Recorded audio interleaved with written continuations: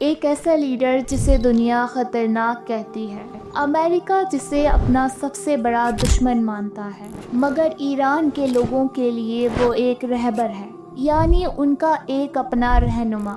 دوستو، آج ہم بات کرنے والے ہیں آیت اللہ علی خامنئی کی، ایک ایسے شخص کی کہانی جو صرف کرسی تک نہیں بلکہ ایک آئیڈیالوجی تک پہنچتا ہے۔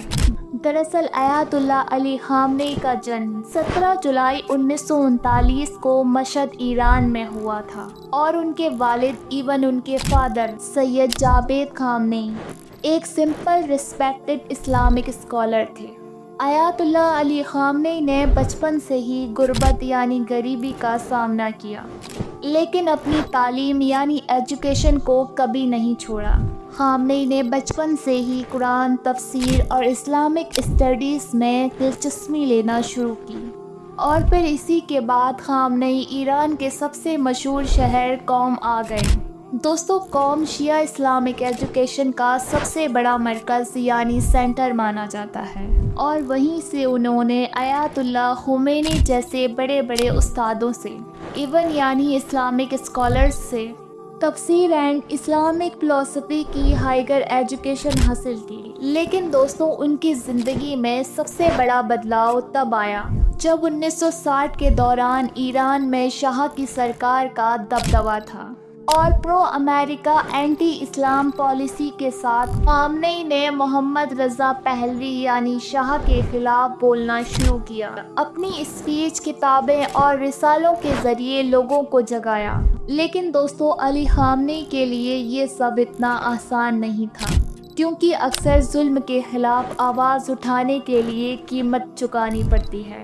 دراصل شاہ گورنمنٹ کے آرڈر پر ایران کی سیکریٹ پولیس نے کئی بار خامنئی کو گرفتار کیا، یعنی 6 بار جیل جانا پڑا، کئی بار دیش سے نکالا گیا، لیکن خامنئی نے کبھی ہار نہیں مانی، اور کہتے ہیں کہ آیت اللہ خمینی سے ان کی ملاقات نے شاہ کی سرکار کے خلاف ان کا رخ اور مضبوط کر دیا۔ اور 1979 ایک ایسا سال جب ایران سے شاہ کی حکومت کا تختہ پلٹ ہوا اور ایران میں اسلامک ریولیوشن آیا، تب علی خامنئی ایران کے لیے ایک بیک سپورٹر بن چکے تھے، اور اسی کے بعد انہیں تہران کا امام جمعہ بنایا گیا۔ یعنی ان کے فرائیڈے کی اسپیچ پورے ایران میں مشہور ہو گئی، اور 1981 ایک اسپیچ کے دوران ان کے خلاف بم بلاسٹ ہوا، اور اس لیڈرشپ کی قیمت انہیں اپنے ہاتھ اور آواز سے چکانی پڑی، یعنی اس بم بلاسٹ میں ان کا ہاتھ زخمی ہوا اور آواز ہمیشہ کے لیے بدل گئی، لیکن ان کی ہمت کبھی نہیں ٹوٹی، اور اسی سال 1981 انہیں ایران کا پریزیڈنٹ بنایا گیا۔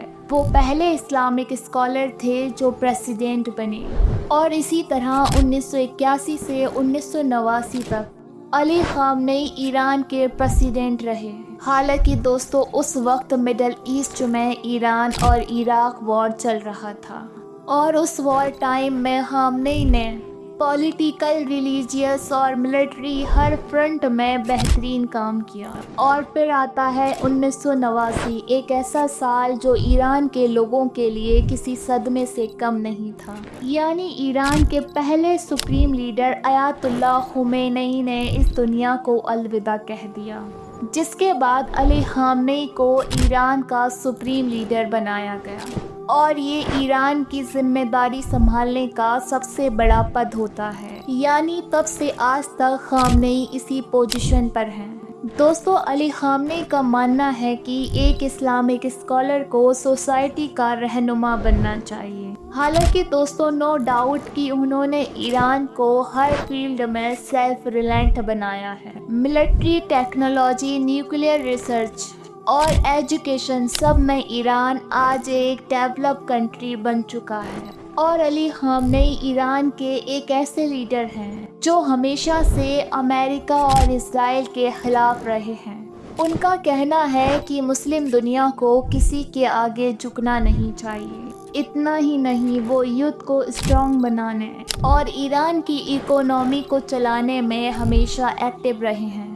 اور آج آیت اللہ علی خامنئی دنیا کے سب سے پاورفل لیڈرز میں سے ایک ہیں۔ یعنی دوستو، ان کی لیڈرشپ کے بنا ایران کا ہر ڈیسیجن ادھورا ہوتا ہے۔ جہاں ایک طرف ویسٹ کنٹریز اور امریکہ انہیں ڈکٹیٹر یعنی تاناشاہ کہہ کر بلاتا ہے، تو وہیں ایران کے لوگ انہیں رہبر معظم ایون یعنی ایک مہان نیتا کہتے ہیں۔ دوستو، ان کے بیان ہی ہیں جو ہمیشہ برے وقت میں ایران کے لوگوں کو ایک ساتھ لا کر کھڑا کر دیتے ہیں۔ آیت اللہ خامنئی ایک لیڈر نہیں بلکہ ایک سفر کا نام ہے۔ اسٹرگل سے پاور تک، جیل بھی گئے، بلاسٹ بھی ہوا، وار بھی دیکھی، مخالفت بھی، سب کچھ دیکھا مگر کبھی جھکے نہیں۔ مگر سوال یہ ہے کہ دنیا کہتی ہے کہ وہ خطرناک ہے، لیکن آپ علی خامنئی کے بارے میں کیا کہتے ہیں؟ اپنی رائے ہمیں کمنٹ میں ضرور بتائیں، اور اگر آپ کو ہمارا یہ ویڈیو پسند آیا ہے تو ویڈیو کو زیادہ سے زیادہ شیئر کریں، لائک کریں، اور ہمارے چینل SH ہسٹری کو سبسکرائب کر کے بیل آئیکن کے بٹن کو ضرور دبا دیں۔